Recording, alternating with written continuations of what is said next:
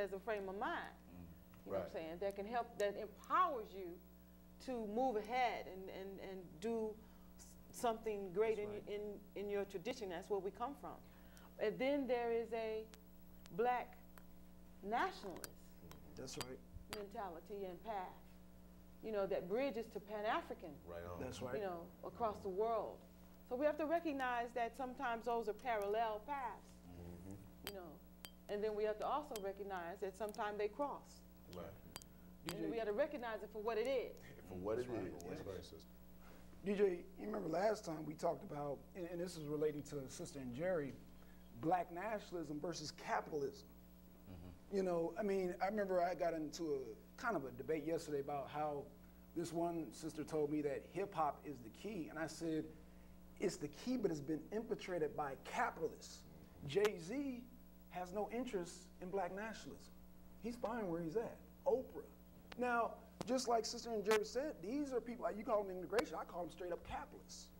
So there's a rift, DJ. I mean, you're exactly right, brother. And one of the fundamental things that we have to get an understanding of is that in our community, the black community, there are essentially two schools of thought. Yes. Okay. You're either what I call an assimilationist / integrationist. Yes. Or you're a black nationalist, Pan-Africanist. Those are essentially the two schools of thought that reside in our community. And there's a big divide. There are big differences between the two. That's right. You know, you have one group of people that say, hey, I want to move the masses of black people along with the general society, i.e. European dominant society. Right. And then you have another group of people that say, hey, we want to be able to self-determine our own future within our own context and our own standards and not be dominated by European society. And this struggle for control in our community goes back a long time. I mean, I can give an example of the Honorable Marcus Garvey and W.E.B. Du Bois. Oh, yes. You know, going back and forth in the newspaper about whose leadership was the right thing for black people, for the masses of our people. That's right. And even today, you have those people like Al Sharpton and Tavis Smiley. They're on the assimilationist, integrationist side. That's right. But they tend to dominate the landscape in terms of black organizations. Organizations like NAACP, the Urban League. Yes. You know, these are the organizations that get the mass amount of exposure in our community, but they never talk about groups like NCOBRA. That's right. You know, that's right. RBG. That's right. You know, that's right. Black Liberation Army. That's right. You know, and all these are the Panthers. New Black Panther Party. Exactly, Right. and other organizations that exist on the other side of the fence. That's right. That are more self-determinist oriented. Okay. You know, so that's the sister hit the nail on the head. That's exactly what we have to understand in terms of our community, and pick your side. That's right. But see, you know, the deal on that too is that either side is in need of repair. Exactly. That's right. You know what I'm saying to you? Either side is on the bottom rung. Exactly. Right. You know, and even in both of those arenas, you got collaborators. People who think it's some interest other than our survival and our future to do their thing. All right, 770-559-2999. Caller, state your name, where you calling from. Caller? Okay, go ahead, come on, we wait for this caller. Yeah, I wanted to touch on what both the brother said, him, Yanga and Brother DJ, because both of them crucial points. Like, Yanga was saying as far as the different schools of thought. Yes. The different religious things have to become the backbone of our community then.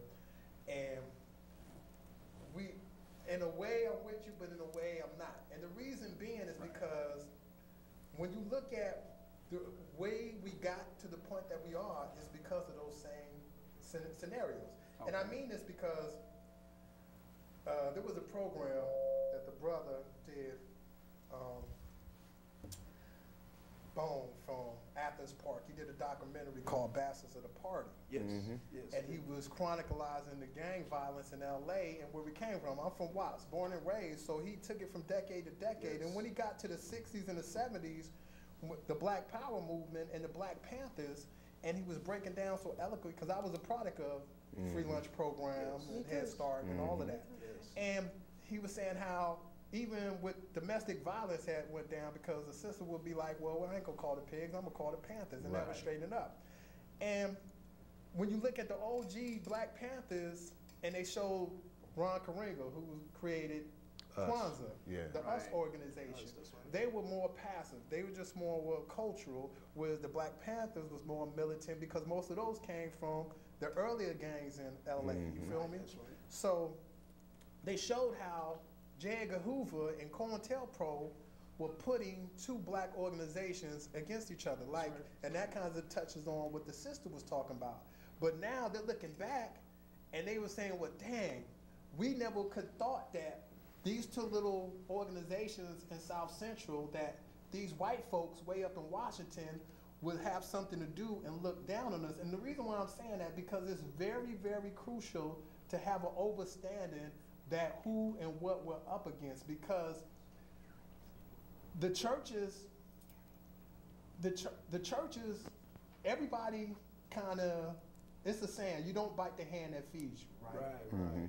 Now, if these coalition of Christian churches or Muslim mosques or synagogues or whatever school of thought you come from are being funded by the Oppenheimer Foundation, the Rockefeller Foundation, and all these other Illuminati front groups, who do you think they're going to take their orders from? Well, all of what's going to wind up happening is they're going to lead the sheep to the slaughter. So we have to be very mindful of that. That's all I'm saying. I agree, but I'm talking about the church on 12th and Market, the storefront. You know what I'm saying? I mean, when we go back and we look at history, even when we look at LA, we look at Chicago. Let's take Chicago, for instance. And like you said, I'm a product of that. My father, give a brief history. My father is Abdul Kahar now. He was Brother Benjamin with the Louisville 7. He was chairman of the Black Panther Party, what they call the original Black Panther Party, Louisville 7. They were accused of robbing the Kentucky Derby. It was framed up, 7 brothers. So like you said, I grew up in the Panther Club, the different people in the houses and stuff, the Free Huey, the Black Power Man, the 10 points, and you agree. But one of the things I do remember clearly is one of the places we had our breakfast program was a church. Okay. And so that's what I'm saying. When we look at not so much of, I think a lot of time we can spend a lot of energy on, like I said, I'm not a Christian or anything like that, but we can spend a lot of energy on going through the holes in their theology, going through the this and that. But what we're asking them is to call on that blackness. That's right. That resides inside you. Let us use your building. We want to use your building, we want to use your things. And in my conclusion, it's like this, because look at, prime example, look at the Latino community. Yes, sir. I'm not talking about, they don't call themselves the Mexican community, the El Salvadorian community, the Puerto Rican community. They say Latino community. That's right. And this is how they get empowered. This is why you can go up the street, some of them now. And if you don't speak Spanish, you're like in a whole different world. That's right. You know what I'm saying? And it's, all of them are not Mexican.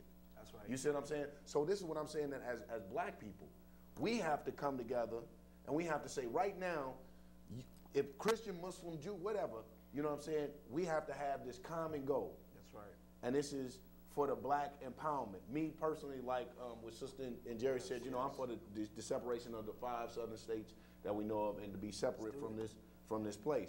But we have to come together for this black nationalism is empowerment and a black consciousness for us. All right, hold on. We got a caller. Caller, come on through. Yes, hello, can you hear me? Yes, can hear you, brother. Peace, Brother Black Son. This is Brother Adam Israel. Black Power. Peace to everybody. Peace. And I just want to bring up the fact that although I may be labeled like as a Hebrew Israelite, for over the past year or so, I've been supporting the Harvest Institute with Dr. Claude Anderson. And that's been financially. I've been promoting a lot of his speeches and teachings. So I've been doing what I can. I figure that, one of the main problems with what I'm hearing is that a lot of the focus is on whether or not a brother is like into the Bible or into the Quran or this, that, and the other.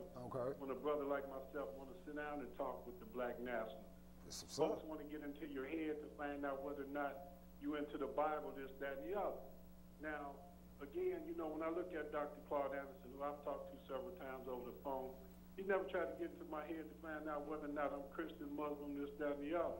That's right. And so whether or not we want to, whether or not we believe it or not, we're all on the same team, you know, That's and right. that's the same skin color team.